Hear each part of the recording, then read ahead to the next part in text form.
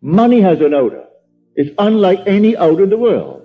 It's more fragrant to the miser than the most marvelous perfume in the world. He can tell it. You put a money bag to his face, and it's like putting roses to mine. He loves it. He can smell money, can feel it. Money has a distinct feel about it. Put a $20 bill in your hand and ask you to feel it, and then put another piece of paper in your hand, and you can tell the difference. There's a difference. It is an odor to it. All this is part of the inner man, that all things are possible to him. Try it. Before you condemn it, try it. And if you have the evidence to support my claim, well, then it doesn't matter what the world will tell you. If he laughs at you, so what? So they laughed at everyone who had an idea that seemed a little bit off-center. Always laughed at him. They laughed at the idea of going to the moon. Well, now it's an accomplished fact. There are still those who won't believe it happened, you know, because they don't want to believe that it ever happened.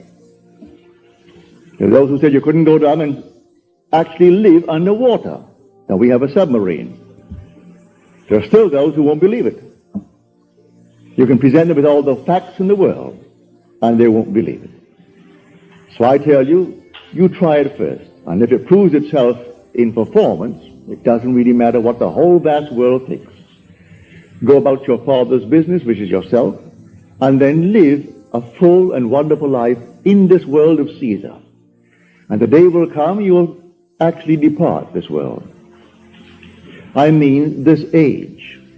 Because those who are departing it now, unless they are awakened, they'll still find themselves in a world just like this. But those who have awakened, who have experienced the second birth, the birth from above, find themselves in an entirely different age, where they're all imagination. And they are perfect. And wherever they go, everything is perfect. You don't have to raise a finger to make anything perfect, because they're perfect. All things must conform to them, for they're perfect. That's heaven. So heaven is not an area, it's not a realm, it's a body. And when that body is awakened within you, which is the wonderful human imagination completely awake, then wherever you go clothed in that body that is completely awake, everything is perfect.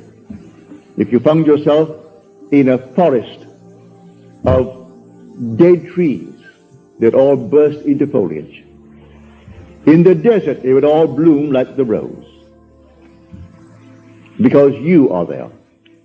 No blind man, deaf man, no handicapped man could stand in your presence. He would be instantly transformed into a perfect man because you are perfect. That's heaven.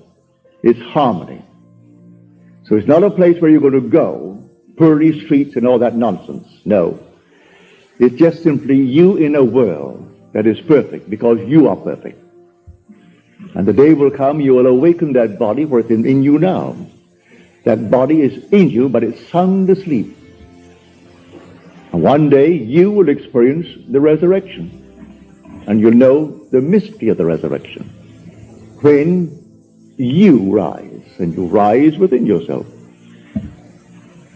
For the grave in which Christ is buried, if the Lord is buried, is your own skull. That's where he is buried. And in that tomb where he is buried, one day he will awake, and he will come out of that tomb. And it's you who comes out of the tomb, and you'll know who you are. He is buried in every child in the world, this universal being, and yet one. Billions of us, and yet only one Lord. And that one Lord, in his fullness, is buried in you, individually. And when you awaken, you are he. So tonight, take a go. Make it a lovely go. Either for yourself or for another. For any time that you exercise your imagination lovingly on behalf of another, you're mediating God to that other. So, bring a friend before your mind's eye. Represent him to yourself as the man or the woman that you would like them to be. And don't tell them, ask for no praise, just assume that they're talking to you. and telling you the most marvelous news about themselves. And you congratulate them on that good news and go your own way. Believe in the reality of that imaginal act. It may happen tomorrow. It may happen the day after, or a week later, or a month later. It has its own appointed hour, and it is ripening, and it's going to flower. So don't be concerned. Leave it alone, and it will come to pass. So this is what I mean by feeling is the secret. I catch the mood, the feeling that would be mine if I were what I want to be. I don't have to touch something. I can if I want to, but it's the mood I'm speaking of.